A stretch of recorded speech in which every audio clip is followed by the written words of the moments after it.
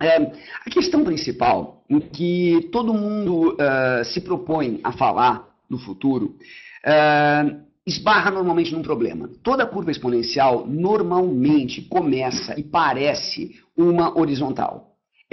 Você olha para trás e as coisas são como elas sempre foram, e daí você olha para frente e você acha que as coisas vão ser projetadas em linha reta.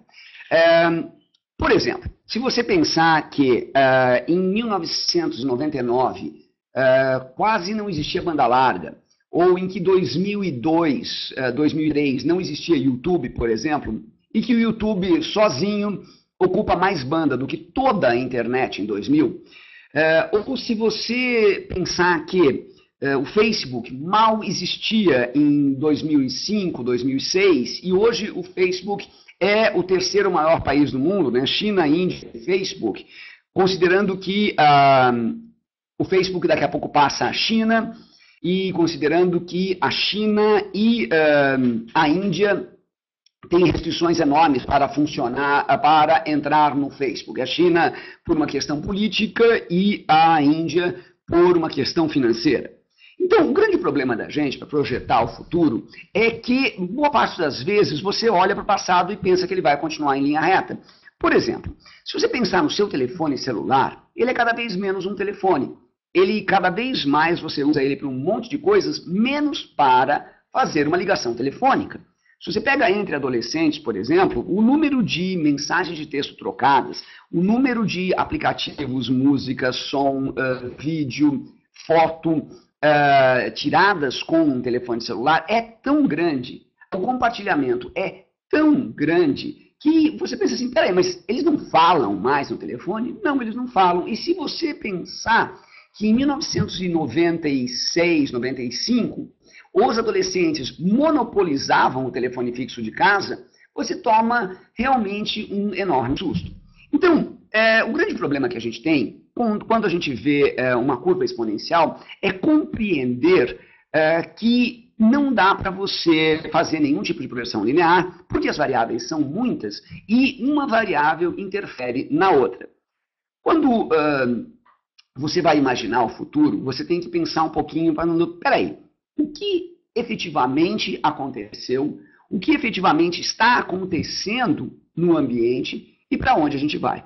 Então, uma das primeiras coisas que a gente precisa ver é o contexto. Você olha para uma fotografia como essa, a primeira sensação que você tem é, nossa, que coisa engraçada, né? Que gente com roupa esquisita, como é que eu falo com esses caras? Mas boa parte do indivíduo que não entende o mundo digital, ele olha para o ambiente digital desse jeito.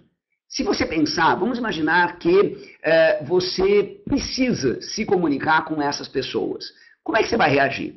Se você precisa se vestir para estar no meio dessas pessoas, se você precisa vender algo que essas pessoas vão vestir, qual é o formato? Qual é o código? Essas pessoas, se você for perceber, elas não estão vestidas nem com pudor, nem com proteção. Elas estão vestidas com informação.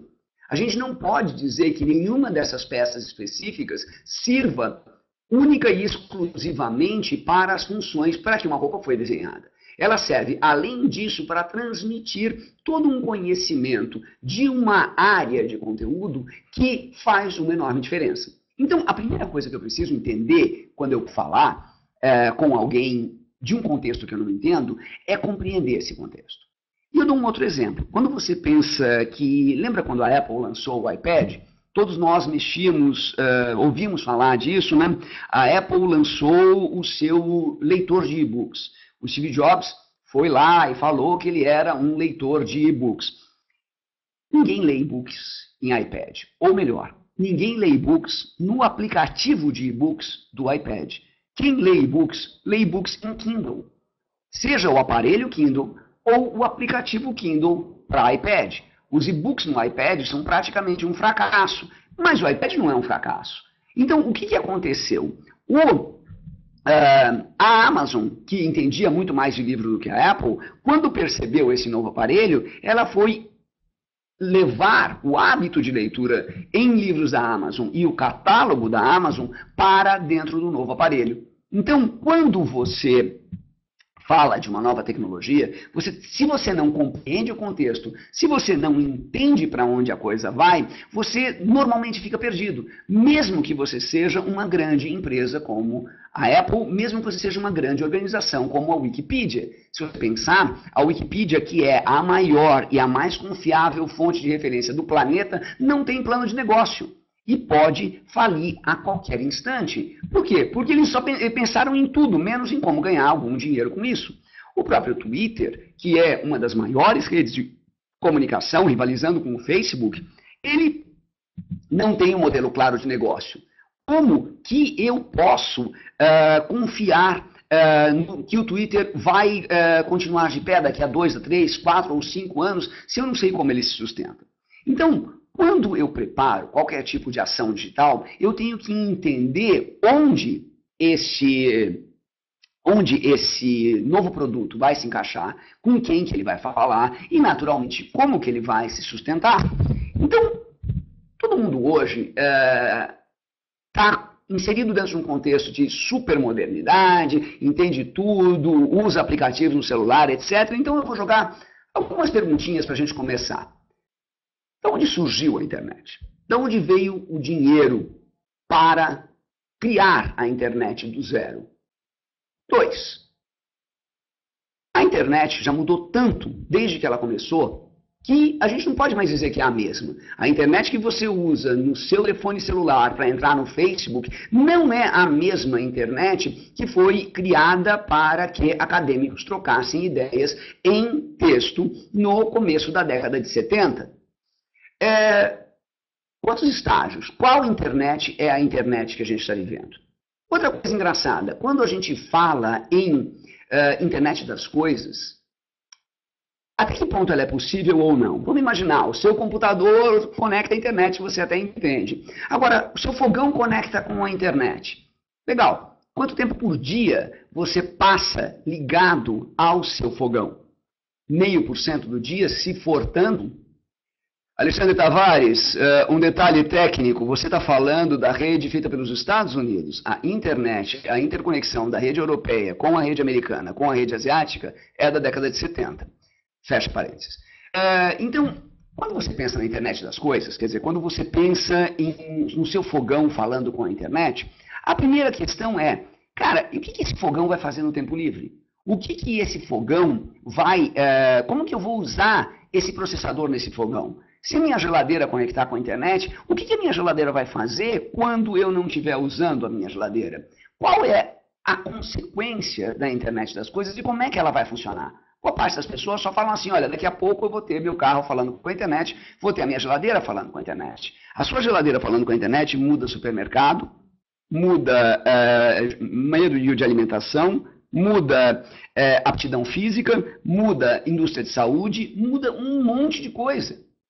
É muito difícil projetar o futuro. Do mesmo jeito que é muito difícil imaginar qual é a próxima indústria em crise. Todo mundo adora falar que a mídia está em crise. E se eu disser para você que, por exemplo, tudo aquilo que a gente entende por saúde também está em crise, porque ele é muito parecido com a educação e muito parecido com a mídia. E se eu disser para você, por exemplo, que uma coisa que a gente nem se dá o trabalho de olhar para dentro dela, como, por exemplo, política e direito, também estão em crise. Porque se você pensar, a forma com que você se relaciona com um médico, um advogado, é muito parecida com a forma que você se relaciona com um professor e com um jornalista. E a gente já percebeu que professores e jornalistas não são mais da verdade, mas os organizadores, os curadores da verdade. E a hora que, quando eu tiver um problema, eu não tiver mais que consultar um advogado, ou que eu puder me defender online, um monte de coisa vai mudar. Então, quando a gente pensa nas enormes mudanças da rede, a gente tem que fazer uma pergunta mais importante do que todas essas, que é, o que está acontecendo? Boa parte das pessoas não faz essa pergunta. O indivíduo não para pensar o que está acontecendo. O cara passa a Miami pensando se, isso é bom ou é ruim? Eu vou usar isso aqui ou não vou usar isso aqui? A mim deve proibir ou permitir o Facebook? A pergunta não tem o menor cabimento. Não existe uma resposta genérica a respeito da sua empresa usar o Facebook ou não usar o Facebook. Cada caso, cada profissão, a produtividade de cada empregado é completamente diferente da outra. E a única forma de eu realizar uma análise SWOT, de eu realizar um plano de negócio, de eu realizar um estudo de caso, é entender o que está acontecendo. Você consegue imaginar fazer um plano de negócio de um estacionamento se você não sabe o que é um estacionamento? Ou um plano de negócio de venda de roupa para aqueles japoneses coloridos, se você não faz ideia do que é a roupa que eles vestem? Então, a pergunta, o que está acontecendo, é uma pergunta tão importante que hoje nós ainda não saímos da década de 70. Boa parte das coisas que a gente fala hoje no mundo de internet foram faladas por esses carinhas aqui. O da esquerda, Andy Warhol, falava que no futuro todo mundo teria 15 minutos de fama. E ele se tornou famoso por repropositar e reproduzir obras em outros suportes. Desculpa, mas o que ele falava naquela época é exatamente o que se faz hoje. O segundo cara, Marshall McLuhan, falava que o meio é a mensagem e falava de uma certa aldeia global. Se você parar para pensar, quando você escreve um texto para o Twitter ou quando você coloca um vídeo no YouTube, o meio, sim, muda a sua mensagem. Ninguém escreve uma série de 17 tweets para postar um parágrafo.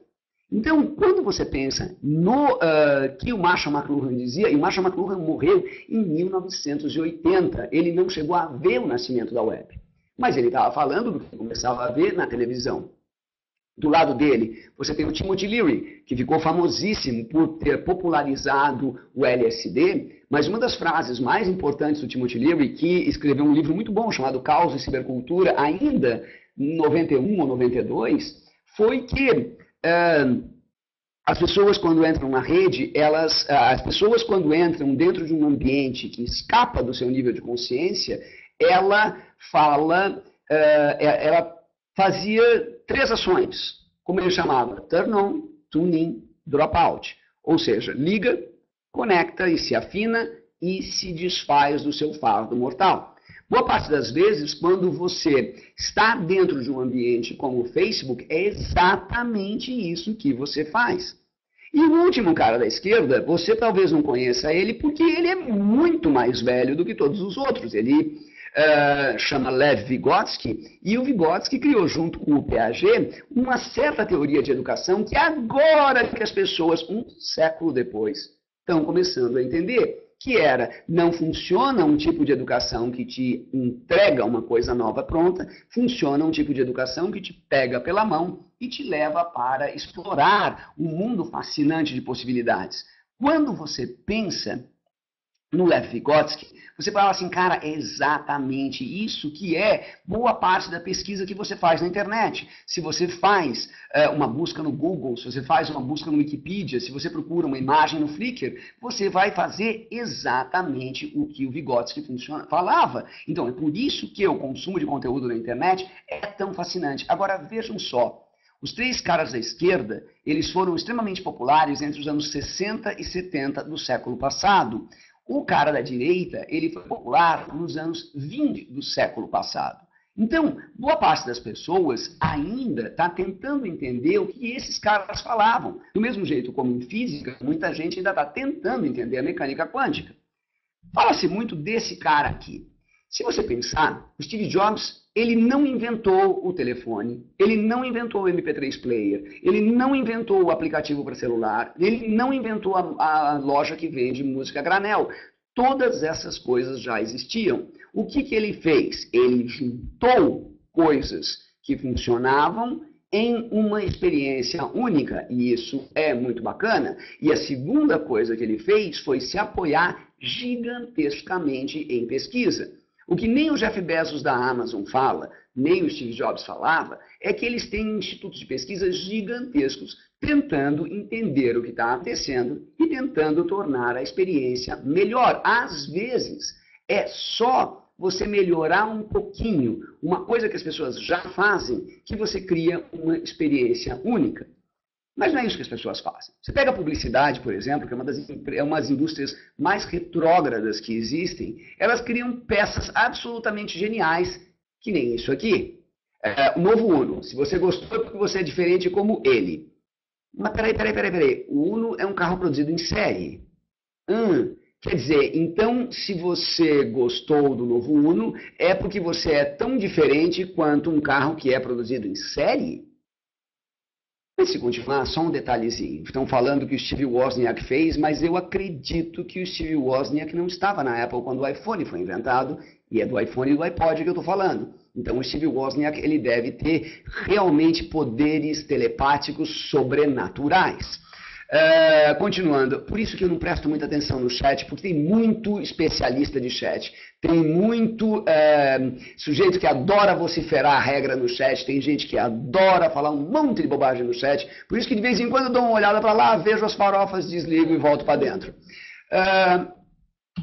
Por quê? Porque essa mania de acreditar que está certo faz com que surja um monte de mito, faz com que surja um monte de falsa verdade, faz com que surja um monte de falsa certeza. Por exemplo, a ideia que a internet surgiu da Guerra Fria é bizarra, ela não surgiu da Guerra Fria, ela surgiu do medo da Guerra Fria. Ela surgiu do medo que os russos pudessem mandar vários foguetes, etc. Porque se você for analisar a real ameaça de um foguete atingir um computador central nos Estados Unidos, você vê que era muito mais fácil pegar o computador central e enfiar dentro de uma mina de granito a 30 metros de profundidade. E se a ameaça de sabotar esse computador central dos Estados Unidos fosse tão grave, então ele teria que morrer de medo de sabotagem e não de alguma máquina externa que venha. Então a internet não surgiu da Guerra Fria, ela surgiu de uma enorme paranoia que veio junto com a Guerra Fria. Do mesmo jeito que quem tem um pouco mais de 30 hoje lembra do gigantesco 1º de abril que aconteceu no dia 31 de dezembro, que a gente chamou de bug do milênio. Lembra? Os especialistas dos chats de plantão na época diziam que o mundo ia acabar, que os mísseis iriam ser projetados, porque programadores barrigudos esqueceram de colocar 4 dígitos para o ano e criaram só 2 dígitos para o ano. E daí, oh meu Deus, 1999 vai virar 1900. Não é um problema meu, é um problema do cara que criou esse sistema, mas todo mundo acreditava que o mundo ia acabar. Outro ponto importante é a ideia do Vale do Silício. O que é silício? Silício é areia. Se o Vale do Silício fosse importante, então a areia seria importante, então você teria a Namíbia e a Líbia como grandes produtores de microchip.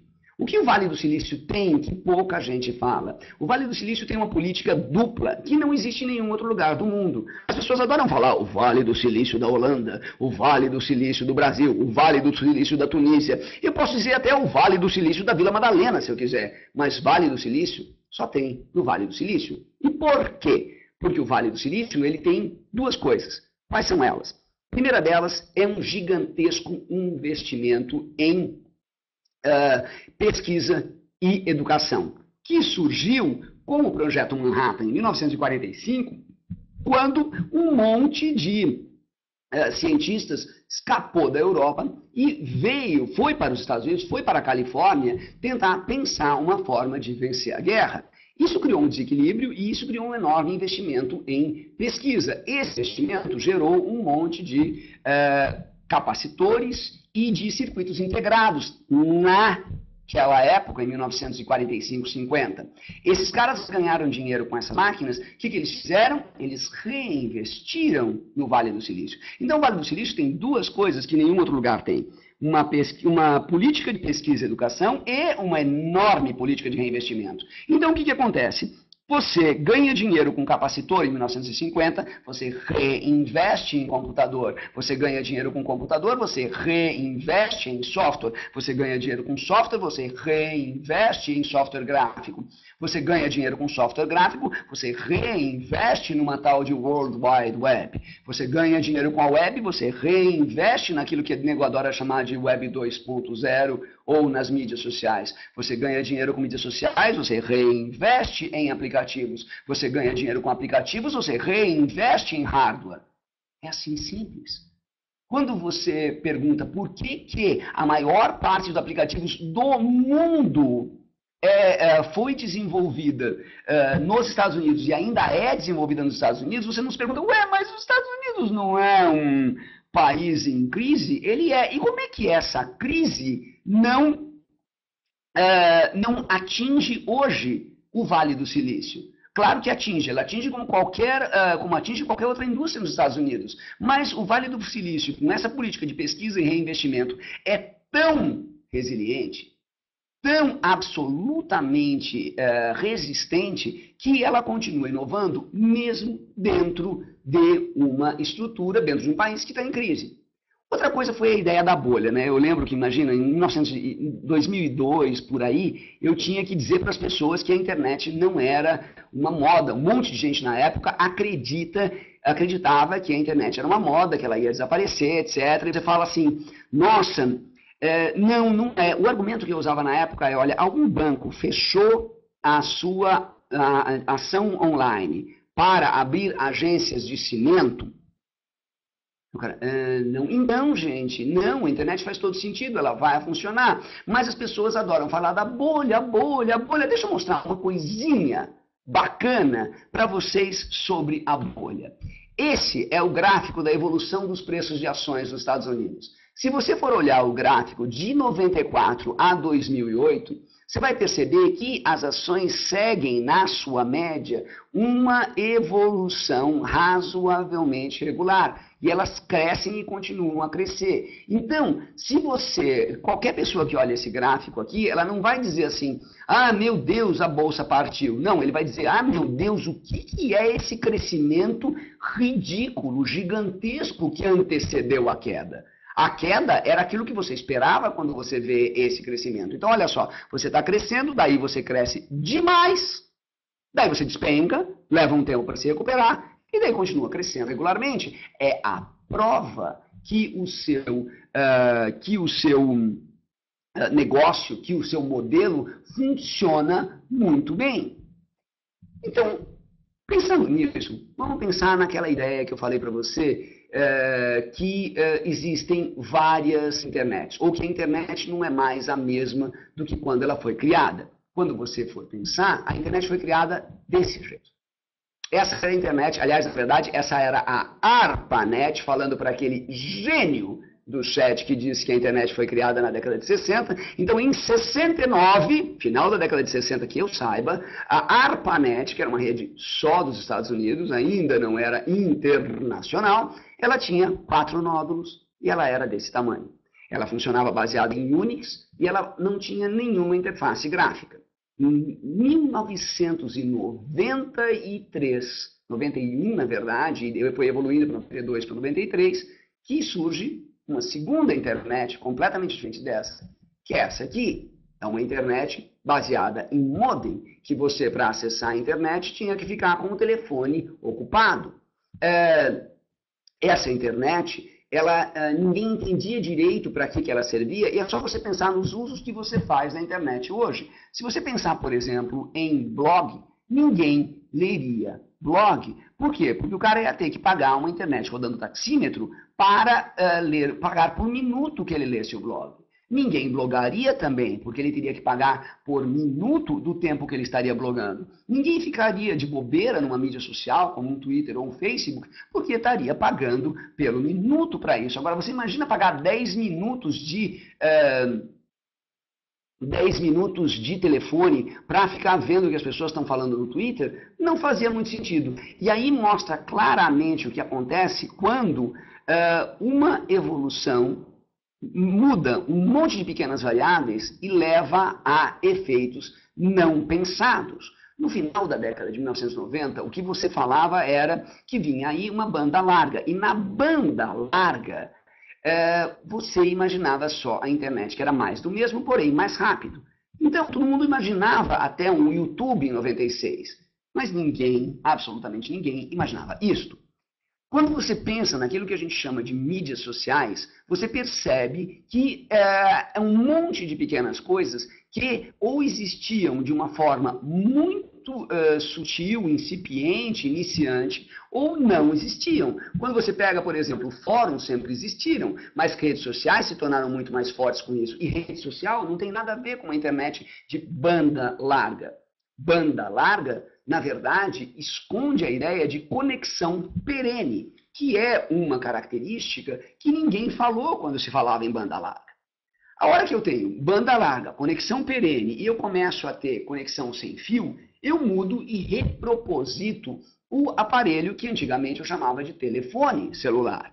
E esse aparelho telefone celular, hoje ele é um aparelho, uma plataforma móvel de aplicativos, que o iPad, por exemplo, que não fazia o menor sentido o iPad. Imagina o iPad na época da internet movida a modem. Você ia ter que ter o iPad ligado num fio telefônico, ocupando uma linha para você poder usar boa parte das funções digitais desse tablet. Então não faria muito sentido. Ora, quando você pensa nessa ideia, quando você pensa que boa parte das mídias sociais geraram os aplicativos, você fala assim, nossa, está gerando uma coisa que eu não tinha nem imaginado. Bom, os aplicativos levam a outra coisa, outro desdobramento da internet que era absolutamente imprevisível, ou pouco previsível na época, chamado nuvem. Quando você pensa em nuvem, você fala, ah, não, é essa coisa nova de computação X aí que está existindo. Não, meu querido, Skype é nuvem. Gmail é nuvem, Flickr é nuvem, Dropbox é nuvem, Evernote é nuvem e um monte de outras pequenas coisinhas que a gente usa que estão na nuvem. Agora, o que quer dizer nuvem? Nuvem quer dizer basicamente um serviço de computação terceirizado.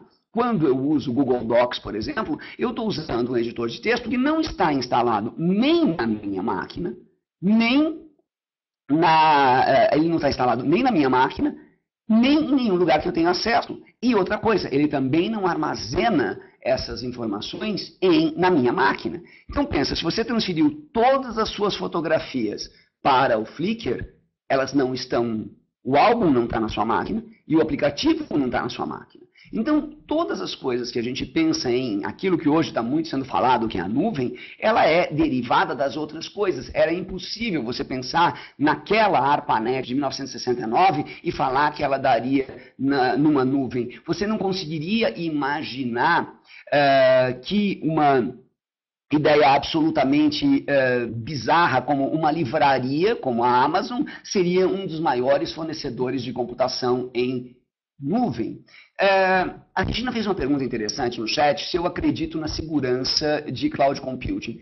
Claro que eu acredito na segurança de cloud computing. Por quê? Vamos imaginar uma coisa muito, muito, muito radical, que você colocou o seu fluxo de caixa da sua empresa na nuvem. Então, isso é uma coisa que demanda uma enorme segurança. É muito mais confiável ter o meu fluxo de caixa sendo tocado por uma empresa que é especializada nisso, que tem uma equipe de TI especializada em segurança para manter a minha informação protegida, do que você deixar isso tudo num computador da sua empresa, que um hacker pode ir lá invadir, ou que simplesmente alguém pode roubar o computador. Imagina, por exemplo, você deixa um monte de informação pessoal no seu notebook e alguém te rouba o notebook. Isso é que é uma enorme questão. Agora, as pessoas confundem o que é uma tecnologia com o ponto em que a tecnologia está hoje. Em 1998, eu reforço esse ponto, ninguém acreditava muito na internet, porque a internet era lerda e ocupava o telefone. Ah tá, agora resolveu o problema de lerdeza e resolveu o problema de telefone. E agora, como é que eu vou reclamar da web? Então, se você pensar nisso, você vai perceber o seguinte, que boa parte das queixas que a gente faz com relação à nuvem, que privacidade, segurança, legislação, capacidade de rede, são problemas pontuais e são problemas que provavelmente serão consertados no médio prazo. Eu não posso misturar um problema com o outro. Bom, a nuvem é tão importante que até revistas influentes na área de internet falam que a web morreu, etc. Não, na verdade, a web ela é uma das várias internets. Se você pensa em ferramentas em nuvem, você tem tudo isso aqui e mais um monte de outras coisas. Para você ter uma ideia, eu escrevi um livro recente que foi lançado agora em fevereiro, que chama... Opa, peraí. Digita para mim, por favor, Enciclopédia da Nuvem. Para fazer esse livro, eu fui pesquisar ferramentas da nuvem. E só um detalhe, o André Marques está querendo ganhar espaço no Dropbox dele, mandando o link para o Dropbox. Então, minha sugestão é que ninguém clique no link do André Marques e ainda, de preferência, cubram ele de porrada digital. Muito obrigado. Voltando, o meu livro chama Enciclopédia da Nuvem e ele foi feito para estudar uma série de ferramentas da nuvem e mostrar para que elas servem, como que elas são usadas, etc. Ele é dividido em 100 áreas, cada uma dessas áreas ele fala de um tipo de tecnologia, como por exemplo... o Dropbox, que o André Marques tanto insiste em mandar o link dele, quanto em várias outras. Cada uma dessas 100 tecnologias, como por exemplo, tecnologia de podcast, tecnologia de livros eletrônicos, etc., eu falo de características, eu perco completamente o foco. O Elton está completamente certo. Se mais gente ficar fazendo que nem o Miguel Prado e que nem o André Marques, eu simplesmente vou esquecer completamente o que eu estou falando, e daí o que vai acontecer? O tempo vai acabar e eu vou cortar a palestra pelo meio. Então, se vocês não cortarem esses caras, eu vou acabar prestando atenção neles. Continuando a história, meu livro chama Enciclopédia da Nuvem, e ele trata exatamente dessas ferramentas. Cada segmento, por exemplo, o podcast, ele fala o que é, quais são as principais características, recomendações e cuidados, cita 4 ferramentas e ainda, além das 4 ferramentas, ele também cita, na maior parte das vezes, 3 estudos de caso. Então, para você ter uma ideia, no começo eu falei assim, eu vou levantar, vai ser difícil levantar 100 ferramentas. Depois, eu acho que consegui 100, mas acho que 100 está em ordem. Não, eu acho que agora vou ter que colocar 200, eu acho que agora vou ter que colocar 300, e em 540 eu parei porque não dava mais. Para você ter uma ideia, deixa eu mostrar para vocês um pouquinho de como de quais são as ferramentas, que tipo de ferramentas eu usei. Mas para isso eu preciso clicar em algumas coisas que eu não sei exatamente como fazer. Então, e quanto ao chat, a gente faz o seguinte: se o pessoal não se comportar, a gente bloqueia. Bom, mas em resumo, qual é a ideia do livro? O livro é esse aí. Qual era a ideia do livro? Eu não faço a menor ideia do link do vídeo, Jorge. Você acha que eu ando por aí com um link na minha cabeça? Eu juro pra você que quando eu tiver o link do vídeo, eu mando pra vocês. Mas, assim, às vezes as pessoas falam assim, pô, não, como é que o cara não sabe o link? Não, bit.ly barra... Então, vamos em frente. A questão é a seguinte. Nesse livro, o que eu fiz? Eu peguei e analisei as ferramentas e percebi, tá aí 550, na verdade, são um pouco mais que 550 e é um monte de ferramenta. Todas elas estão mudando. E mesmo nuvem, como Web 2.0, como aplicativos, já é um aplicativo que já é uma tecnologia que já não é mais de ponta. Hoje em dia todo mundo fala de internet das coisas. Internet das coisas, peraí. Oi. Internet das coisas. Muita gente pensa nisso. Agora, quando você olha para isso, o que você pensa? Bom, eu penso assim, nego, fecha a porta da geladeira, tá achando que é sócio da Light? Qual é a ideia? Né? Na verdade, quando você pensa em uma geladeira que conecta à internet, ela não é uma geladeira que você vai checar o seu Hotmail nela, né? Nem o seu Gmail. Imagina uma geladeira na internet para eu ver vídeos de gatinhos no YouTube, né? Ou para eu falar com caras super chatos via chat. Né? Acho que talvez daí venha a palavra chat. Então, qual é a ideia de uma geladeira que conecta à internet? Uma geladeira que conecta à internet é muito mais sofisticada que você imagina. Na verdade, entre outras coisas, ela conecta um centro de distribuição à sua geladeira de casa, de tal forma que talvez daqui a um tempo você, não pague mais pela geladeira. Porque você faz um acordo com o supermercado te fornece uma geladeira e você paga uma mensalidade para manter essa geladeira cheia e o supermercado se torne um fornecedor de eletrônicos. 2, talvez essa geladeira se conecte com um sistema de saúde física que permita que você, por exemplo, é diabético, tenha uma geladeira nutrida com produtos diabéticos e assim por diante. Então, tem um monte de conteúdo completamente diferente. Como é que funcionaria uma geladeira conectada à internet? Bom, para começar, ela teria uma antena, coisa que a nossa geladeira hoje não tem. Nossa geladeira, se você pensar, ela nada mais é do que um armário gelado. Mas qual é a ideia de uma geladeira digital? Bom, imagine o seguinte, cada equipamento, além do código de barras, tem uma etiqueta, um RFID, ou seja, uma etiqueta emissorazinha de rádio, que identifica qual é o produto. Boa parte das embalagens hoje já tem isso para que sistemas de entrega, tipo FedEx, etc., possam acompanhar em que ponto está a mercadoria. Então, você tem esses produtos na geladeira. Esses produtos já têm seus pequenos identificadores magnéticos. A geladeira lê quais são os produtos lá dentro e se comunica com o supermercado. Você compra uma geladeira, sua geladeira liga em modo aprender e você usa a sua geladeira naturalmente durante um mês. No final desse mês ou no final dessa semana, a geladeira já sabe quando que você usa a comida, para que você usa a comida, quais são os horários que ela precisa estar mais gelada, quais são os horários mais que ela não precisa gastar tanta energia, quais são os produtos que ela precisa avisar que estão faltando, etc, etc, etc. Tudo isso se conecta a um sistema de supermercado.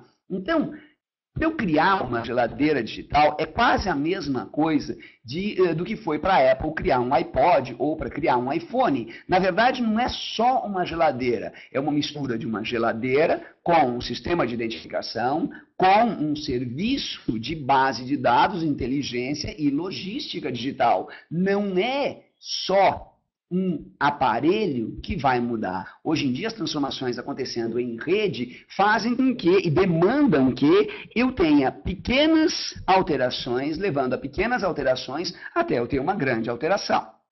Então, quando eu penso na internet das coisas, eu tenho que pensar que muita coisa pode mudar. Um óculos que acessa a internet pode mudar a forma com que você viaja para um país estrangeiro. Porque se tiver um óculos que acessa a internet e ele está conectado a uma espécie de tradutor que ouve o que o cara está falando comigo, traduz e manda para o meu ouvido, ele pode mudar negócios internacionais, ele pode mudar turismo e ele pode acabar com a carreira de professores de línguas, porque talvez isso se torne desnecessário.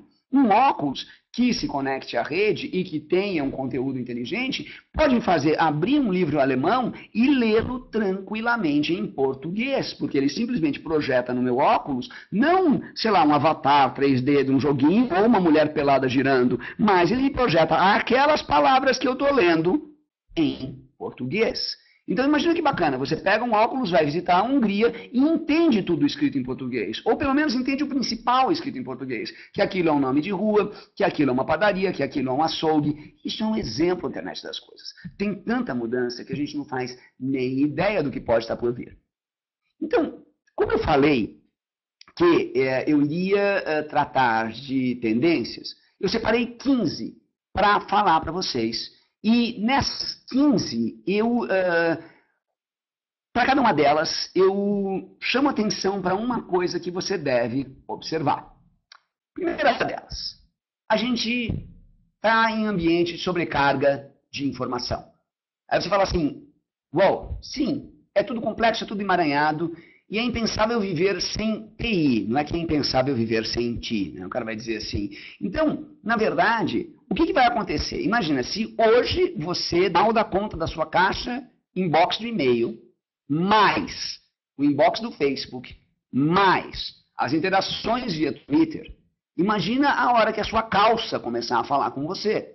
Hoje em dia, quando o indivíduo ele se sente meio perdido porque ele esqueceu o celular em casa, não é que ele é um dependente, um viciado na internet, ou qualquer bobagem que a gente cansa de ouvir por aí. É que, na verdade, o celular é uma chave de casa.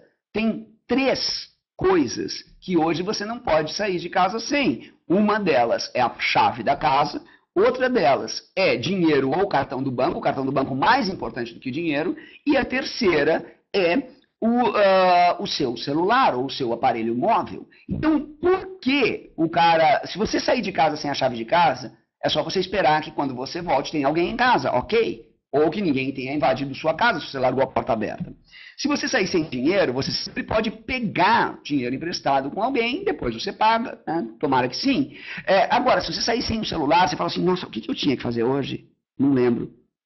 Eu tenho que ligar para o João, qual é o telefone dele? Não sei. Eu tinha que fazer um negócio hoje que era super importante, tinha que pagar uma coisa. Como é que é o número da minha agência? Não sei. Qual é o número da minha conta? Não faço ideia. Então, se você parar para pensar, sim, é um ciborgue. O Alexandre Tavares fala em ciborgue. O ciborgue foi um conceito inventado na década de 60, esse sim, na década de 60, quando estava muito na moda a exploração espacial. Quando você pensa que o espaço é um dos lugares mais agressivos para o ser humano, eles começavam a pensar que tipo de implante, que tipo de coisa podia ser feita para que o indivíduo consiga progredir, consiga andar dentro desse espaço.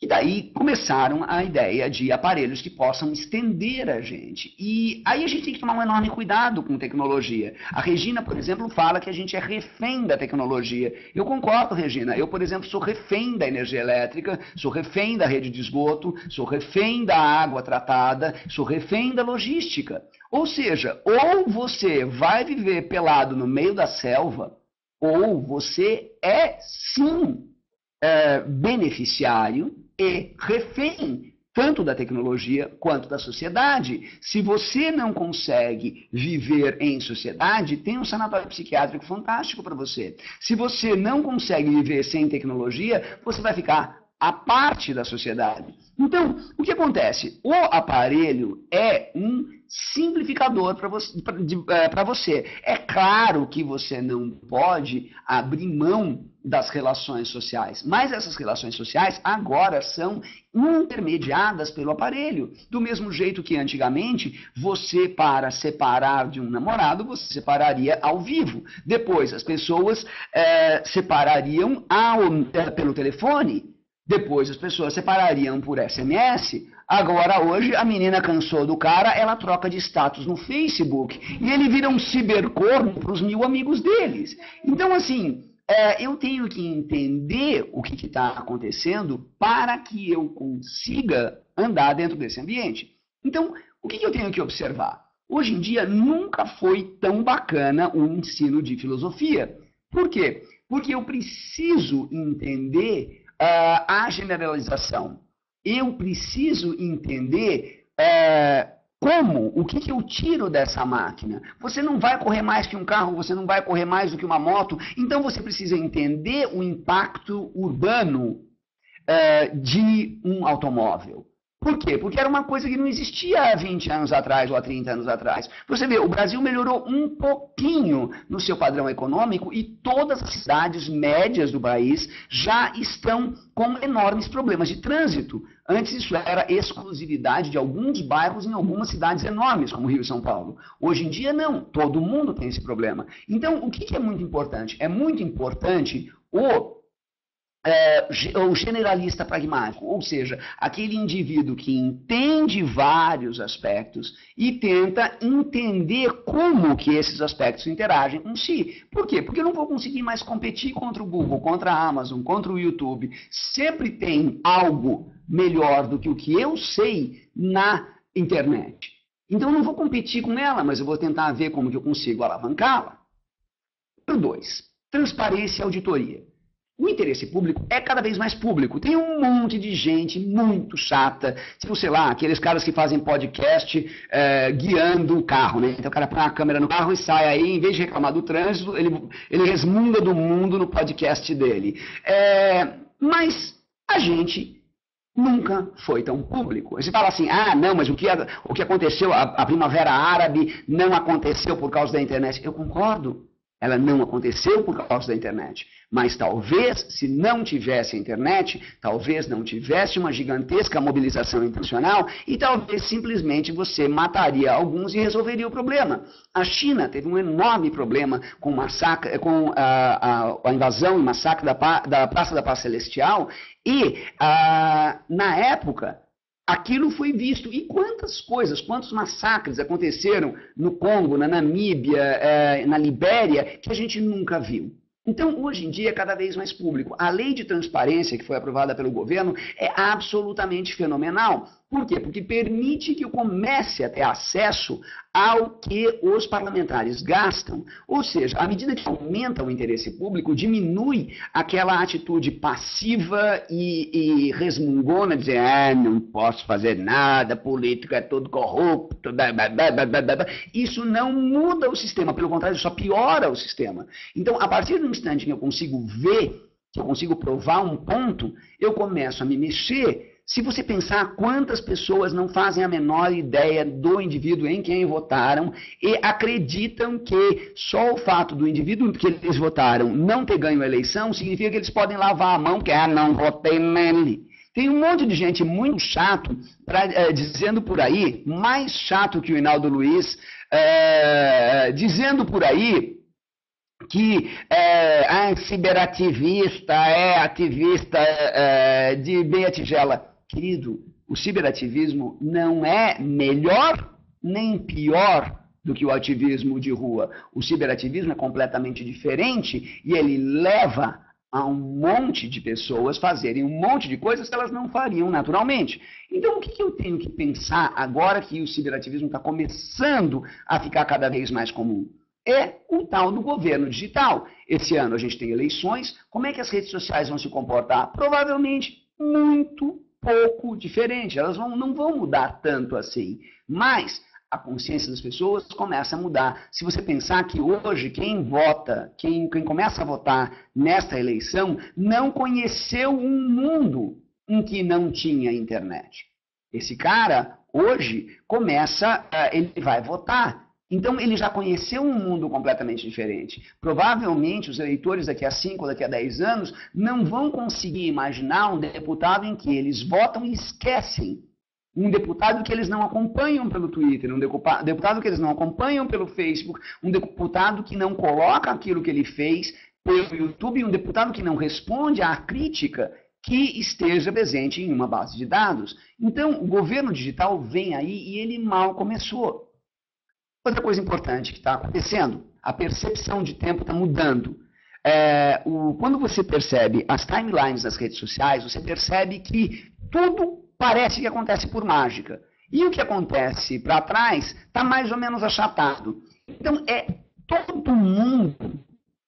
está todo mundo na Idade Média, quer dizer, tudo aconteceu na Idade Média, e o futuro é tudo mágica. E aí você tem cultos à personalidade absolutamente bizarros, como esse culto à personalidade do Steve Jobs. Na verdade, é fantástico, porque assim, adoram tratar o cara como se ele fosse um Mozart, e ninguém pensa no processo que levou ele a tomar uma série de decisões. Então, o que acontece? Quando você tem uma percepção de tempo completamente achatada, em que coisas começam a aparecer e você não sabe de onde vieram, e todas as coisas que aconteceram para trás, parece que elas existiram desde sempre, então você olha para trás e você fala assim, MSN existiu desde sempre, YouTube existiu desde sempre, Twitter existiu desde sempre, e, nossa, agora essa televisão apareceu, nossa, agora apareceu esse outro telefone, nossa, agora apareceu esse outro negócio, você não entende o processo.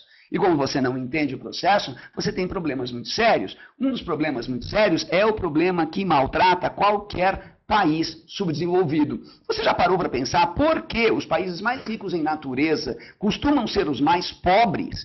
Veja, países tropicais em geral, seja na África, no Sudeste Asiático ou nas Américas, são países extremamente pobres. Por quê? Porque eu não preciso planejar. Tem comida sempre, não faz frio nunca. Eu só estico a mão e pego. E o que está acontecendo hoje em dia? Um monte de gente está tendo esse tipo de comportamento, um comportamento hedonista, que fala assim, não, vou aproveitar que quando der problema alguém vai ter descoberto a solução. Boa parte do problema de poluição global que existia na década de 60 foi tratado como um problema e hoje a gente não vive num mundo que se morria de medo que a gente vivesse, em que as pessoas teriam que andar por aí com máscaras de gás. Agora, o aquecimento global, que é um problema igualmente grave, boa parte das pessoas está se comportando desse jeito. Olha, vamos aproveitar agora que quando der problema alguém vai ter descoberto a solução. Esse problema, para vocês terem uma ideia, numa comunidade muito mais próxima, está acontecendo entre jovens da comunidade gay, que estão se relacionando sem camisinha. Por quê? Porque a AIDS agora demora para matar.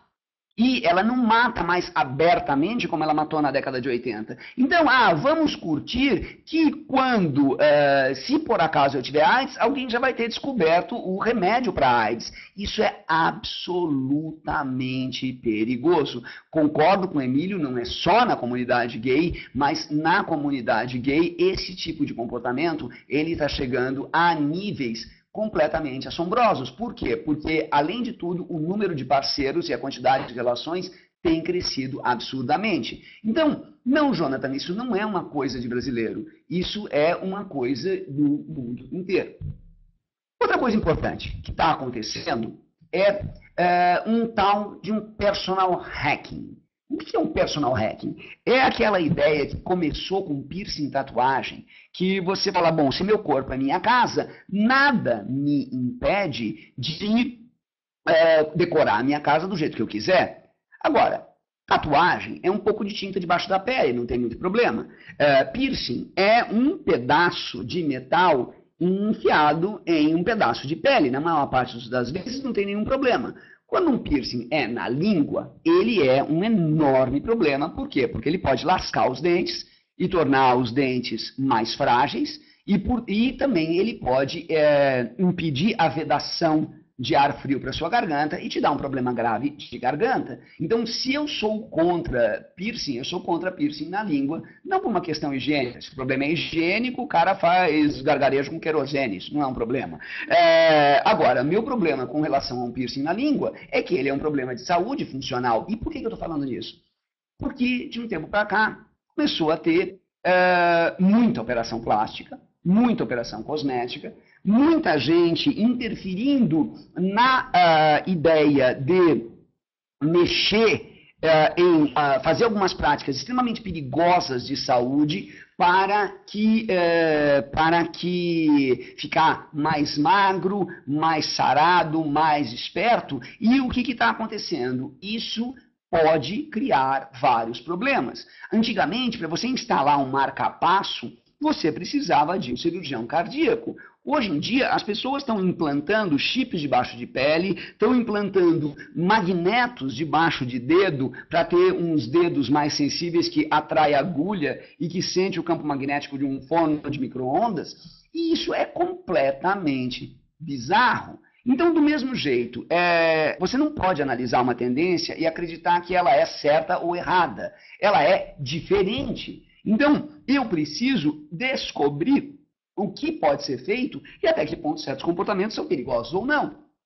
E o que eu devo observar com isso? Um segmento que o pessoal chama de personal health. Então, você tem hoje, pequenos aparelhos de monitoramento de saúde que andam junto com o indivíduo. Você vai dizer assim, tem um aplicativo iPhone que mede a qualidade do meu sono. Sim, você tem. Mas você tem um aplicativo da Philips, como esse que eu estou mostrando ali, que a pessoa coloca no pescoço e mede quanto ela se mexeu durante o dia. Tem um aparelhinho muito famoso chamado Fitbit, que você coloca no bolso e ele mede quanto você andou, quanto você gastou de caloria, quantas escadas você subiu e te mostra essas estatísticas. A Nike criou o Fuel Band, que é uma pulseira que mede exatamente esse tipo de aparelho, esse tipo de gasto de calorias. E uma palavra mágica que qualquer estatístico sabe muito bem: o que você não mede, você não é capaz de melhorar. Por que a contagem de calorias funciona tão bem? Contagem de calorias funciona bem simplesmente porque o cara presta atenção no que está comendo.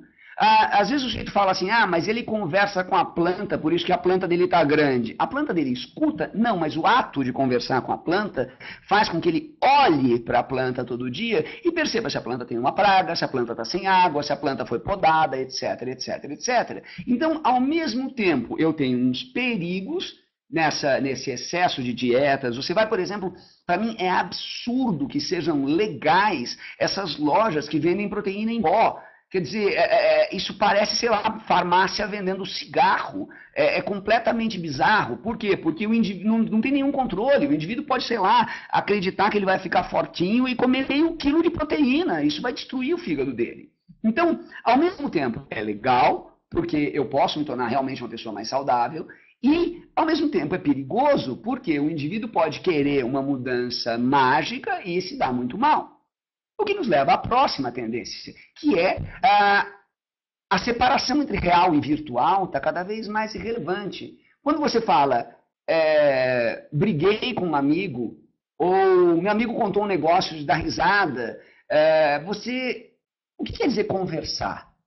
Quando fala, olha, conversei com um fulano, isso quer dizer que você conversou pelo telefone, pelo celular, por SMS, por MSN, por Skype, pelo Twitter, pelo Face, por uma resposta em vídeo no YouTube, se for pelo Facebook, falando no muro dele, na parede dele, mandando uma mensagem de texto para ele, comunicando pela comunicação instantânea por ele, ou falando ao vivo. Eu não sei, não faz a menor diferença. Falar com alguém é cada vez menos diferente. Ora, se a separação entre real e virtual é cada vez menos importante, é claro que o real e o virtual são completamente diferentes. Eu nunca vou confundir, a não ser que eu tenha um problema mental, se eu vi uma pessoa ao vivo ou se eu vi uma pessoa digitalmente. Mas é cada vez menos importante. Quando você se apaixona por alguém pelo texto, você tá promovendo o Cyrano de Bergerac. Era a mesmíssima ideia de 200 anos atrás. Então, na verdade, o que acontece hoje? Hoje, a relação entre o que é real e o que é virtual é cada vez menos importante. Não que ela não seja diferente, ela sempre será diferente. E qual o problema que eu devo pensar nisso? Devo pensar, hoje em dia, na questão do envelopamento. Ora, a partir do instante em que a fonte da informação é cada vez menos visível, eu tenho que tomar cada vez mais cuidado com quem está falando o quê. As pessoas adoram dizer, a mídia vai morrer. Não, a mídia não vai morrer por um motivo muito simples. A mídia te dá uma informação na qual você consegue, pelo menos, analisar. Eu posso olhar um vídeo na mídia e falar assim, olha, eu gosto dessa fonte, eu acredito nessa fonte. Ou eu posso olhar um vídeo na mídia e dizer, esse vídeo é um vídeo, assim, essa fonte é uma fonte meio sensacionalista. Ok, agora e quando vem um vídeo e eu não lembro de onde ele veio? E quando vem um texto e eu não lembro de onde ele veio? Eu não lembro se é bom ou ruim. Quer ver um exemplo muito simples? Vamos imaginar o seguinte, vamos imaginar que gripe aviária, que ninguém sabe exatamente o que é, como causa, etc. Se começasse a correr na internet, um cara extremamente mal intencionado começasse a contar para todo mundo que pessoas de determinada idade transmitiam mais a gripe estática. Então, assim, não é que elas eram mais suscetíveis a morrer da gripe aviária, mas elas eram mais contagiosas. E essa informação começa a correr porque ela é uma informação viral, e daí todo mundo começa a falar, e você começa a ler em 10, 15, 20, 30, 50 lugares, todos eles completamente idiotas, que velho transmite gripe aviária. Agora, você ficou grávida, ou a sua mulher ficou grávida. E agora a sua vida ficou completamente diferente, porque você fala, meu Deus, e agora, né? Tem que tomar um enorme cuidado com a saúde, criança, etc. E aí você vê uma velhinha do outro lado da rua. Você vai fugir dela, porque a velhinha pode transmitir gripe aviária? Então, esse é um grande problema. O problema do envelopamento em conteúdo é que eu não faço a menor ideia. Não, Hinaldo Luiz, o link da apresentação não vai estar no seu site. Você é esperto, hein? Olha que cara legal! Palmas para Hinaldo Luiz. Então, veja, eu tenho que tomar um enorme cuidado com factoides. Por quê? Porque quando o conteúdo está envelopado, eu tenho que tomar um enorme cuidado, porque agora eu preciso realmente ver, mas quem disse isso. A comunidade científica sempre fizeram isso. Sempre checaram fonte. E agora que qualquer mídia vem de qualquer lugar, desculpe, André, você tem toda a razão. O que é envelopado? Quando você está envelopado em conteúdo, é que o conteúdo vem de todos os lados. E você não faz a menor ideia de como aquele conteúdo chegou a você. E quando você não sabe como aquele conteúdo chegou a você, aquilo pode ser um boato que nem leite com manga. Agora, imagina a hora que leite com manga ganha uma aura de verdade científica. Ninguém mais compra manga, ninguém mais compra leite. Outra coisa a pensar, estrutura de trabalho e consumo. Está mudando completamente. Você fala assim, olha, agora lembra quando venderam um notebook para você? Falaram, olha, agora você pode trabalhar da praia. Não, venderam errado. Na verdade, agora até na praia você vai estar trabalhando, né? Hoje em dia você pode trabalhar de casa, você pode trabalhar no fim de semana, você não precisa ir até a empresa para trabalhar. O que significa isso? Significa que você trabalha mais. Ou que você tem uma gigantesca autodisciplina para garantir que você não seja obrigado a trabalhar dentro de noites, dentro de finais de semana. Eu trabalho em casa há mais de 10 anos, não, há pouco menos de 10 anos, mas eu tenho que tomar um enorme cuidado, porque se eu vacilo, começo a trabalhar para dentro da noite. E uma outra coisa que ninguém pensa é que a loja agora não fecha. E isso leva as pessoas a comprar, como elas estão completamente esmagadas com excesso de trabalho, etc, etc, etc, o que acontece? Agora, elas, para se compensar psicologicamente, elas começam a consumir também furiosamente. Então, antigamente o trabalho fechava, antigamente o consumo fechava, a loja estava fechada, não tinha nada que você podia fazer. Hoje, a loja não fecha nunca, o que leva você a comprar um monte de pequenas bobagens que você não precisava.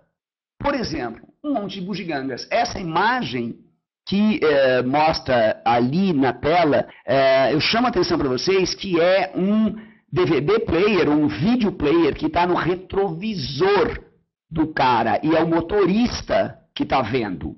Então, assim, se a Deal Extreme vende um treco desse, você fica pensando assim, bom, ok, uma coisa é você colocar um vídeo para a criança que está no banco de trás dirigir. Outra coisa completamente diferente é você colocar um vídeo para o motorista dirigir.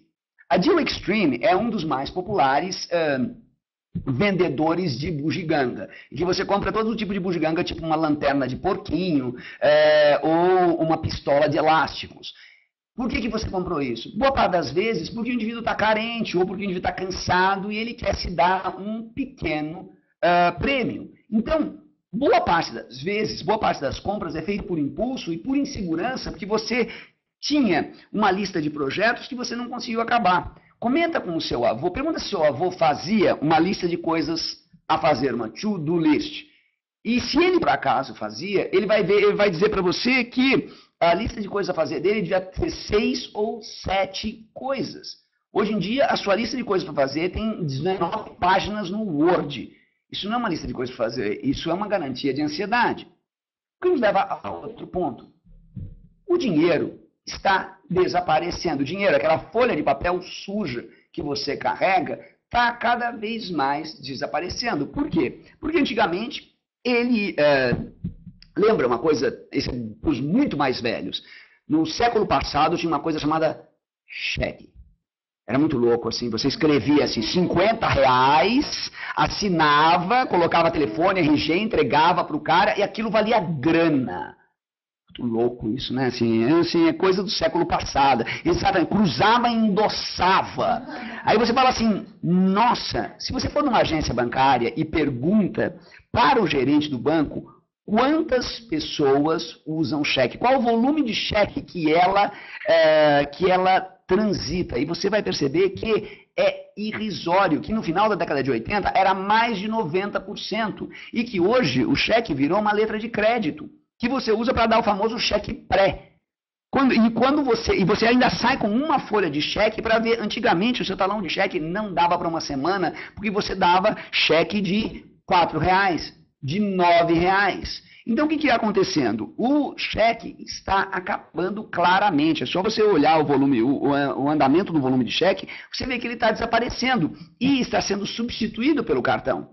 O que significa que daqui a pouco, provavelmente o cheque acaba e o papel moeda também começa a desaparecer. E daí você pergunta por que você está carregando um cartão, porque um cartão é uma peça de plástico que alguém pode roubar. E daqui a pouco você pode simplesmente ter um crédito ligado à sua digital, e aí o cara tem que cortar o seu dedo e levar o seu dedo ali, vai durar só algumas coisas, ou talvez nem isso. Então, o que acontece? O dinheiro está começando a desaparecer. E onde a gente vê isso? A gente vê isso, por exemplo, em redes de trocas. Copiols é uma rede, é um aplicativo para o Facebook, não é um aplicativo aqui, mas está aí uma ideia para empreendedores. É um e-commerce de troca e compra social, mas principalmente troca. Então, você comprou um negócio, você quer vender, você vende pelo Facebook e não por uma rede mais aberta, tipo o Mercado Livre ou Buscapé. Por quê? Porque no Facebook você conhece as pessoas de quem você está comprando. Assumindo que a sua rede do Facebook seja uma rede de pessoas normais, vai ter ali umas 300, 400, talvez até 1000 pessoas, mas são pessoas que você conhece. Ou você conhece quem conhece. Quando você compra uma coisa de um Mercado Livre, você sempre pensa assim, será que eu posso confiar ou não posso confiar? Agora, quando você está comprando do seu colega de trabalho, quando você está comprando do seu colega de escola, você percebe assim, pô, tá aí um cara que vai ficar completamente constrangido se não me pagar. Então, eu sei que ele vai me pagar, então eu consigo fazer isso. Isso é uma das coisas que está acontecendo. Então, de repente, você fala assim, nossa, voltamos ao escambo?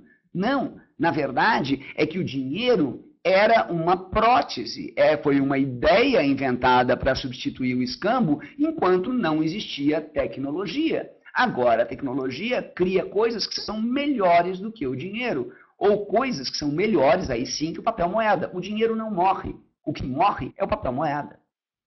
Outra coisa importante é apontar e saber, né? Você pega uma criança de 6 anos, ela aponta e fala, o que é isso? O que é aquilo? O que é isso? O que é aquilo? O que é isso? O que é aquilo? E você quer morrer de raiva, de dizer para ela, isso aqui é isso aqui é aquilo, isso aqui é isso aqui é aquilo. No começo é bonitinho, depois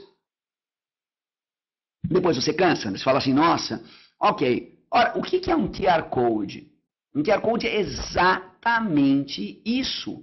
É uma coisinha, né, um códigozinho, uma espécie de um código de barras melhorado, que te conta o que é aquele treco. Agora, imagina assim, você vai numa feira e vai comprar tomate, e você pergunta para o vendedor, o que é isso? O vendedor vai olhar para você como se você viesse de Marte e vai dizer, tomate. Mas que tipo de tomate é esse? Ele vai dizer uma coisa que eu sempre achei bizarro, todo tomate tem nome de mulher, né? Débora, ou Carmen. Quantas calorias tem? Ele, não faço ideia. Quantos tomates eu preciso desse tomate Débora para fazer um molho? E se eu misturar Débora com Carmen, eu consigo fazer uma sopa de tomate? Não sabe. Por quê? Porque um tomate em si não tem informação nenhuma. A não ser, eu concordo com a Fernanda, que está muito caro. Talvez porque seja fora de época. Mas, a hora que você vai num supermercado e você vê um código, tipo um QR Code, você aponta o celular para ele, ele te diz um monte de informações sobre esse tomate. Vamos imaginar que uma empresa de distribuição de alimento, ela tenha a informação calórica de todos os seus produtos no QR Code. Então você vai lá e ele já te marca quantas calorias tem ali. Ora, outras tecnologias estão caminhando exatamente para esse tipo de coisa. Eu entro nessa festa, o que é essa festa? Eu entro nesse stand, o que é esse stand? Qualquer pessoa que vai a qualquer feira é uma catástrofe. Você sai lá lotado de sacolinha com um monte de papel que não presta para nada. Ora, de repente você vai ter outros tipos de tecnologia que funcionam por aproximação, seja como o Renato fala da Near Field Communication, ou outras tecnologias como as que já existem hoje, tipo Bluetooth ou Wi-Fi, que vão dar informação contextual para o indivíduo. Essa informação ainda ninguém sabe direito o que vai fazer com ele. Outras informações, como muito bem colocou o Jonathan, o identificador desculpa, o Jonathan falou uma coisa e eu entendi outra. Mas identificadores de face, né, que muitos aplicativos têm, que você olha lá, se por exemplo, colocar suas fotos no Picasa, o Picasa vai identificar vai tentar identificar quais são as faces que estão ali. Com o tempo, e não vai demorar, imagine o seguinte, quando você tiver um óculos que se conecta à internet e que reconhece faces com base em um banco de imagens. Aí você vai dizer, nossa, mas é muita capacidade de processamento. Querido, seu computador tem 2 terabytes de disco rígido, coisa que o computador de um país inteiro não tinha há 20 anos atrás. Então você imagina, você tem um óculos, seu óculos se conecta à internet, ele tem essa base de dados. Você olha para uma pessoa e nunca mais esquece o nome dela. É claro que você vai olhar para a pessoa e falar, olá, Jujuzinha62. E aí ela vai dizer assim, ok, mas meu nome é Fernando, Jujuzinha62 é porque minha filha fez meu perfil no Facebook. Você vai dizer, bom, o problema é inteiro seu. Então o que eu tenho que observar? Objeto inteligente. E qual é a relevância deles? Quer dizer, existem objetos que são inteligentes e eles servem para fazer companhia. Então eles são mais ou menos como um poodle. Né? Existem objetos que são inteligentes e eles têm uma função bem específica, então eles são como um Rottweiler. Então, qual é a relevância de cada um desses objetos? Esse aparelhinho aí em cima, esse é o Sony Rolley. Foi uma coisa tão maluca que só podia dar certo no Japão. Tentaram lançar nos Estados Unidos e foi um enorme fracasso. O que ele é? Ele é um robozinho que dança a música. Então você coloca a música no software da Sony, a Sony... O aplicativo interpreta a música, transforma essa música em um conjunto de ações e o robozinho vai lá e se ilumina e dança. Então, tinha até um vídeo mostrando o robozinho e tal. Ele é um robozinho muito divertido, mas ele não serve para nada a não ser, sei lá, te divertir se você estiver um pouco estressado, etc. Então, precisa tomar cuidado. Eu não posso imaginar que esse robozinho vai, sei lá, ser meu GPS, porque ele não será. Outra tendência, 1 bilhão no Facebook.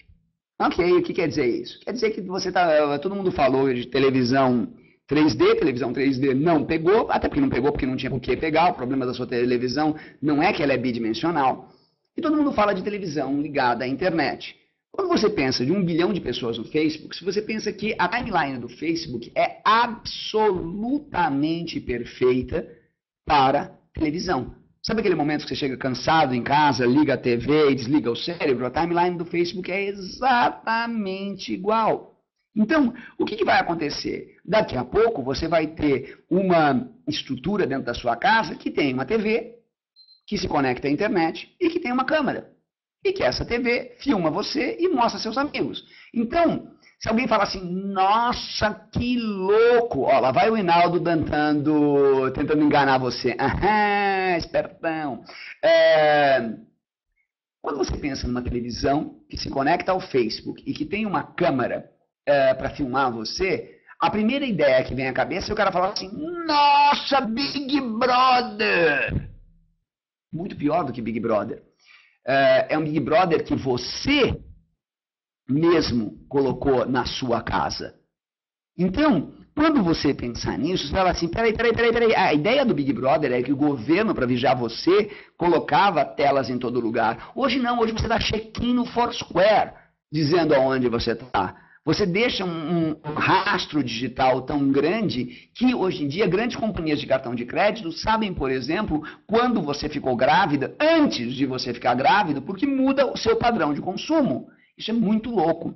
A Visa, o cara entrou em processo contra a Visa, porque a Visa mandou uma malas diretas para a filha dele, sugerindo produtos porque acreditava que a filha dele estava grávida. A filha dele era menor de idade, o cara ficou absolutamente furioso e fez um enorme barulho, foi para a mídia e disse que ia abrir um processo contra a Visa. E aí descobriu o seguinte, um pouco depois, abriu o processo? Não. Por quê? Porque a filha dele estava grávida. E a filha dele estava grávida e nem ela sabia. Agora, o que acontece? Quando você está grávida, um monte de hormônios mexe dentro do seu corpo e um monte de coisas você começa a fazer. E talvez você não tenha nem notado, só que essas coisas vão deixar um rastro de uma pegada digital que nem ela sabia. Quando atrasou a menstruação e ela viu no teste de gravidez, a Visa estava certa. Uau! Qual o problema disso? Bom, o problema disso, entre outras coisas, é cyberbullying. Por quê? Porque a ideia do bullying, né, a ideia do cara, de você ter medo porque você é gordo, porque você é pobre, que você é isso e aquilo, agora você vai ver o seguinte, você vai ver que você está trazendo isso para dentro de casa. Agora o cara vai ter vergonha, ou sei lá, o adolescente vai ter vergonha que ele tem um sofá velho na casa dele, porque os amigos dele vão dizer para ele que ele é pobre porque ele tem um sofá velho dentro da casa dele. E isso é absolutamente, extremamente perigoso. Então é aquela história, uma coisa antes era você tomar cuidado para evitar certos conflitos, evitar certas companhias. Agora você está trazendo isso para dentro de casa e isso é extremamente perigoso. Bom, quando a gente fala nisso, uma outra coisa que já não é nem tendência, é uma realidade, é a ideia de Big Data, ou seja, os dados são tantos, são tamanhos, depende de uma capacidade de processamento tão gigantesca que eu preciso de grandes corporações para tratar de dados. Isso é muito louco. Por que eu coloquei o nome Big Data, né? Por que Big Data é um nome popular? Antigamente, você chamava de Big Oil as grandes empresas exploradoras de petróleo. Depois você chamava de Big Pharma as grandes empresas farmacêuticas. Hoje em dia você fala de Big Data. Qual é a grande diferença de dados para petróleo e para farmacêuticos? É que esses dados eu não preciso extrair do fundo da terra ou do fundo do oceano, nem preciso investir uma fortuna para descobrir um fármaco que resolve um problema de saúde. Isso é pura e simples business intelligence. Ou seja, as pessoas estão voluntariamente colocando conteúdo online a respeito do que elas fazem. Qualquer site pode medir tranquilamente quem veio, de onde veio, onde clicou, para onde foi. Você pode aumentar um pouquinho lá?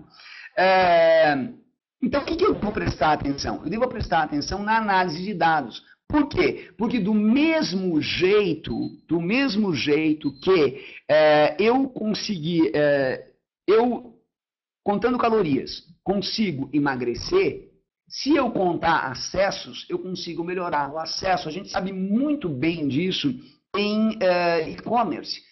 Qualquer negócio de e-commerce hoje, se não está gigantescamente metrificado, está perdendo dinheiro.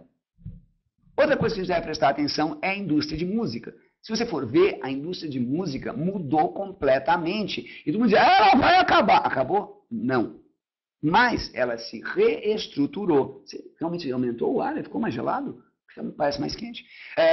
A música não morreu, ela mudou, ela se tornou completamente diferente. Continuamos tendo Lady Gaga, mas você não tem mais Madonna e Michael Jackson serem ídolos no Quênia. Você tem um monte de coisas que surgem para o bem ou para o mal, direto da banda da escola. Então, hoje em dia, você tem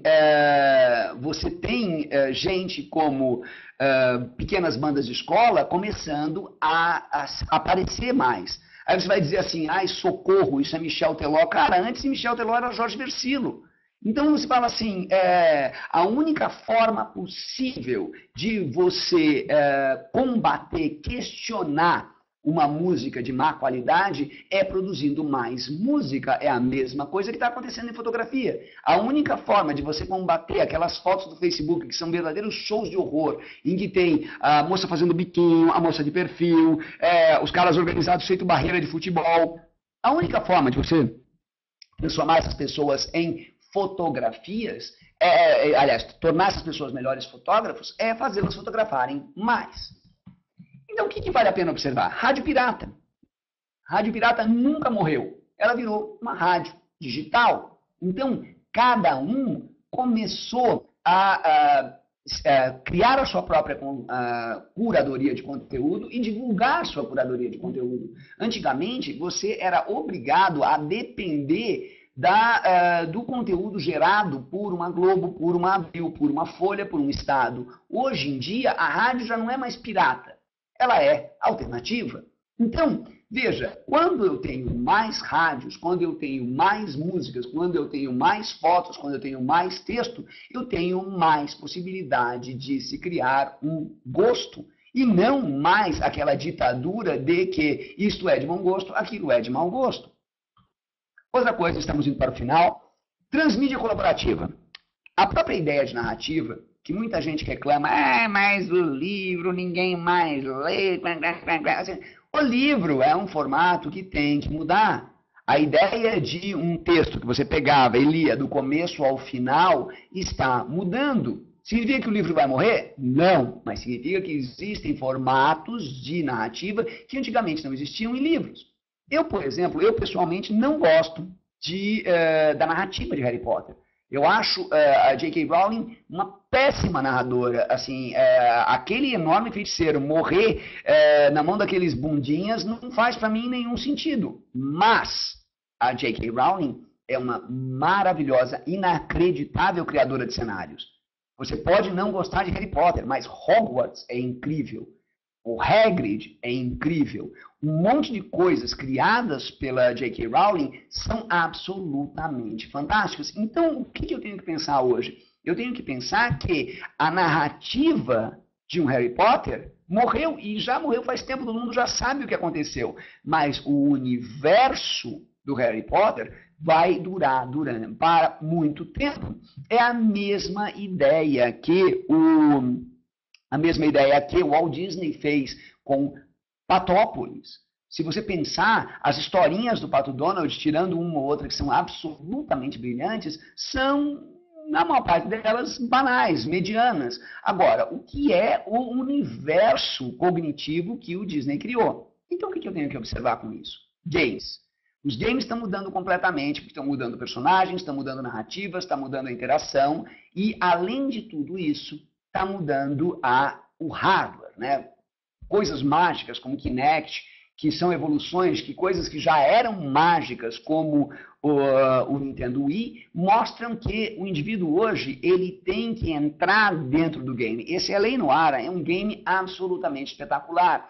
Por quê? Porque ele é uma mistura de um grande filme de investigação nos anos 40, com mais um jogo de mata-mata, com desafios intelectuais. Quer dizer, é uma imersão que não é filme, que não é livro e que não é nenhum dos dois. Ela pode ser mais rica que os dois.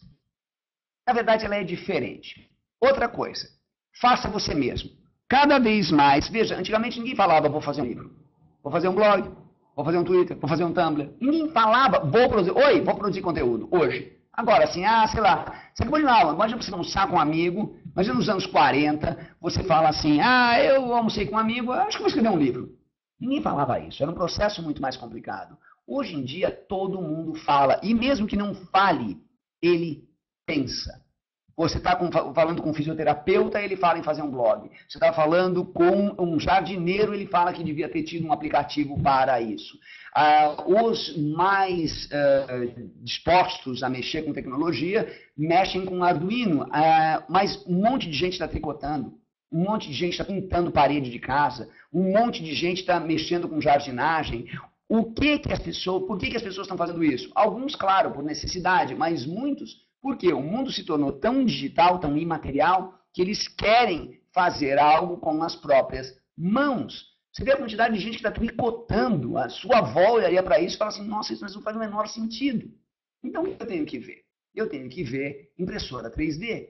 Porque a impressora 3D, essa impressora 3D, ela é ainda a impressora matricial das 3D. Quer dizer, aquela primeira impressora que faz barulho, que quebra, etc. Mas ela já é uma ideia que vai gerar várias outras coisas. A partir do instante que eu posso imprimir coisas 3D, eu posso imprimir tudo 3D. Eu posso imprimir de um copo a uma pistola 3D. Então eu preciso tomar cuidado com o que vai ser gerado nisso. E dentro das impressoras 3D vai vir muita coisa.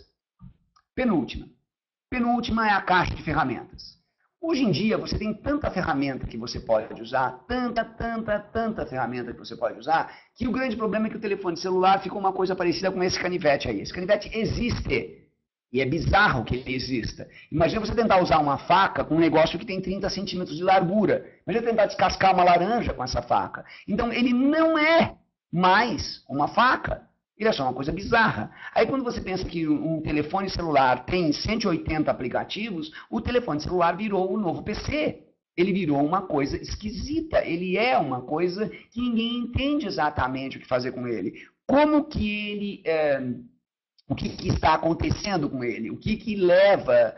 o que vão ser os novos aparelhos que substituem o celular? Vão ser pequenos aparelhos específicos, como, por exemplo, aquele colarzinho da Philips que mede aquilo que um celular mediria. Mas o celular está ali para fazer outra coisa. Um aparelho que mede a qualidade do sono, que um celular também faria, mas ele vai fazer outra coisa. Se você pensar, o seu celular faz muitas coisas que o seu computador faria, mas que o celular ganha a vantagem de mobilidade. E que eu tenho que olhar? Pequenas empresas. Pequenas empresas como, por exemplo, essa aí. Isso aí que vocês estão vendo é um robozinho que limpa a piscina. Como é que é? Ele limpa a piscina. Ele anda pela piscina inteira e vai aspirando e vai limpando a piscina. E depois ele avisa, ele tuita quando terminou. Então, assim, nossa, que louco, que divertido isso. Aí o que eu acho mais divertido disso é que isso aí não foi feito pela IBM, não foi feito pela Sony, não foi feito pela Philips. Como boa parte dessas novas máquinas não é feita por uma empresa grande. Pelo contrário, a empresa grande ela vai lá e compra uma empresa pequena, ou se informa com uma empresa pequena, se inspira numa empresa pequena, porque o processo dela é tão complicado que ela não consegue acompanhar o que está acontecendo. E uma das últimas coisas que a gente vai ver são aplicativos mais simples. Aplicativo que hoje em dia você pode fazer juntando e emendando coisa. Como é que um cara faz um blog? Ele pega uma foto de um lugar, pega um texto, escreve um texto, junta com um vídeo de outro lugar, junta tudo e fala, ok, está feito. Os próximos aplicativos que a gente vai mexer vão ser desse jeito. São aplicativos que não precisa, claro, o aplicativo de alto nível sempre vai precisar de um grande desenvolvedor. Mas um aplicativo simples, porque você está organizando um evento e quer fazer um cadastro de quem participa nele, pode ser feito tão facilmente quanto um blog. E isso até já existe. Tem empresas que criam meta-aplicativos. Por exemplo, o Zorro Creator, que é mostrado aí, ou o Podio, que é de uma empresa sueca, P-O... Tá aí? Não, escreve para mim, Podio, P-O-D-I-O, sem acento. São empresas que criam... D-I-O. D-I-O. Não, Podio não, Podio. Isso mesmo. Então, o que acontece? Essas empresas criam agora meta-aplicativos. Como diz ali o próprio botãozinho do Zorro Creator, crie o seu próprio aplicativo. O que vai fazer com que mais e mais e mais e mais aplicativos surjam e eles se tornem... Isso, é esse mesmo, Thiago, obrigado. Mais e mais aplicativos surjam e mais pessoas mexam com eles. Então, para encerrar, a gente sempre leva a essa conclusão mais ou menos simples. Afinal, nós estamos numa revolução ou nós estamos numa retomada? Algumas coisas são completamente novas ou algumas coisas são retomadas de velhos processos. O que efetivamente está acontecendo? Na verdade, só o fato de você tentar resumir a situação como uma revolução ou tentar resumir a situação como uma retomada é uma grande bobagem. Então, o que está acontecendo? Está acontecendo uma gigantesca mudança. Alguns valores estão sendo recuperados, alguns novos valores estão sendo criados. E a hora que você compreende qual valor está sendo criado, qual processo está sendo modificado, você consegue transitar com melhor qualidade em todos esses processos. Então, como eu disse bem no começo, muito mais importante do que perguntar se alguma tecnologia é boa ou ruim, você tem que se perguntar o que, afinal, está acontecendo aqui. Muito obrigado. Bem, obrigada a todos os participantes, espero que vocês tenham gostado. Obrigado, Luli. Eu agradeço. Uma baita apresentação, foi bem bacana, espero que vocês tenham gostado. Aqui a equipe do Fast Commerce vai verificar a possibilidade de disponibilizar o vídeo da palestra no site do Fast Commerce, mas ainda a gente não garante que a gente vai conseguir disponibilizar esse vídeo. Dúvidas, perguntas? Vamos embora, temos algumas perguntas aí, gente, muito obrigado, eu estou vendo aqui pelo chat que vocês gostaram. peçam o vídeo pro pessoal da... Sabe como é que é? Esse tipo de evento é um tipo mais ou menos intenso, né? Então a gente esquece. Eu provavelmente vou sair daqui morrendo de fome, vou almoçar e vou esquecer que tinha um vídeo que eu tinha que mandar para alguém. Então, peço para vocês pedirem pro pessoal do Fast Commerce, o pessoal do Fast Commerce pede para mim o vídeo e aí eu mando o vídeo pro pessoal do Fast Commerce e eles mandam para todo mundo. Por favor, não escreva todo mundo para mim pedindo o vídeo.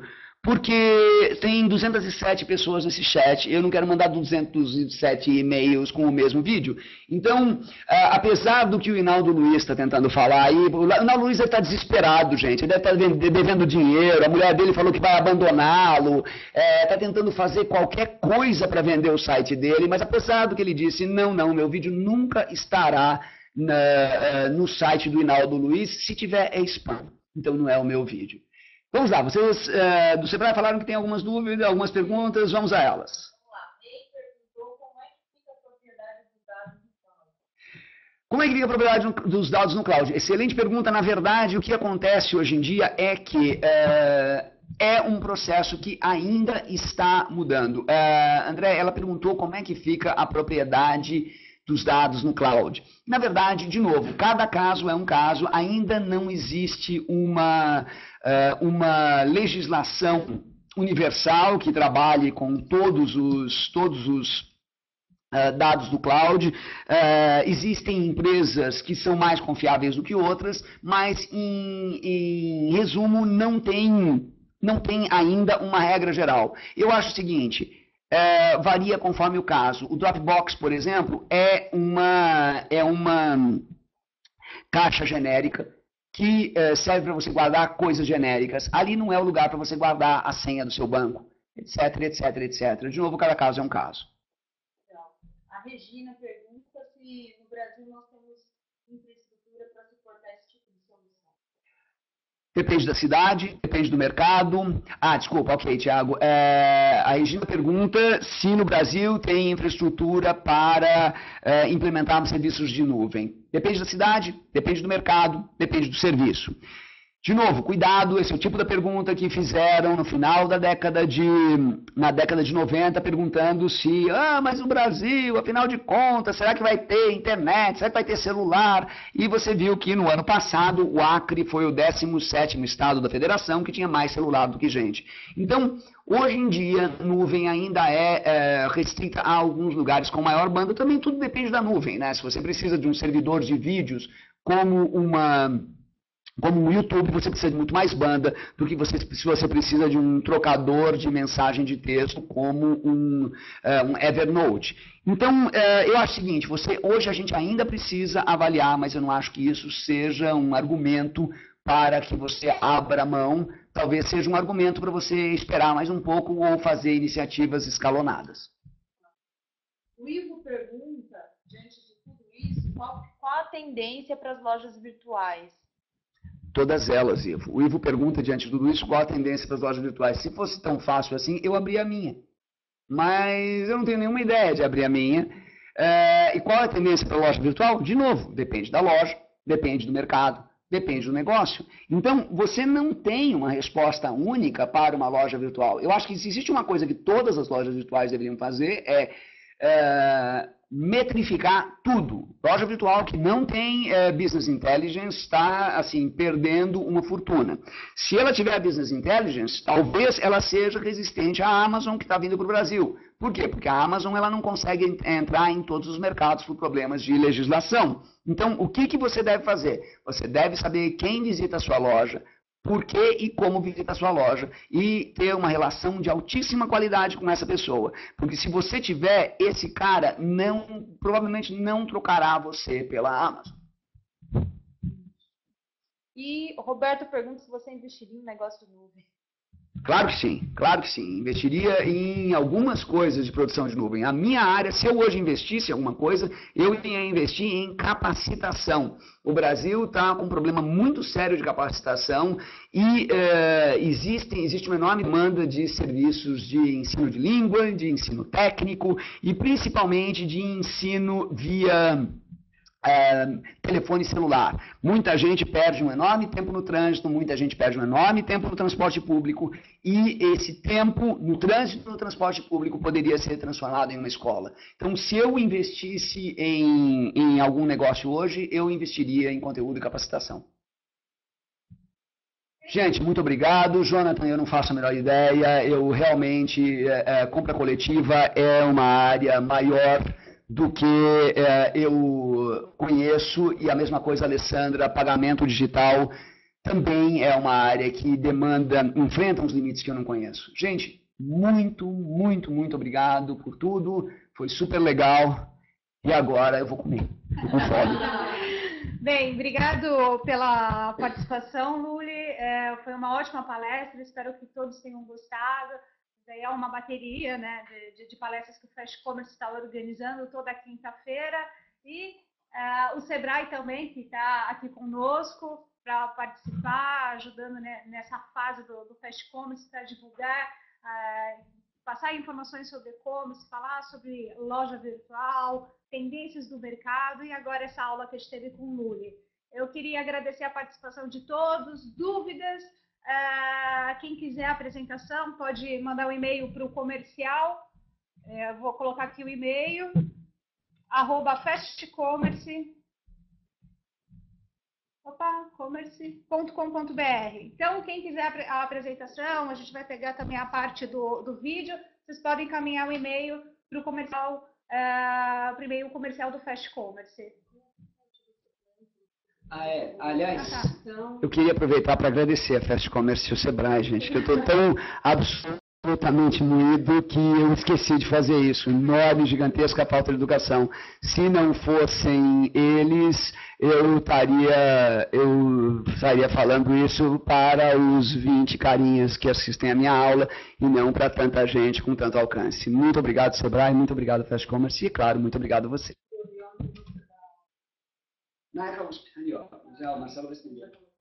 Ok. Bem, obrigado. Até o próximo encontro. E agradecer de novo o Sebrae e ao Lulem por essa palestra maravilhosa. Obrigada a todos. Tchau, tchau.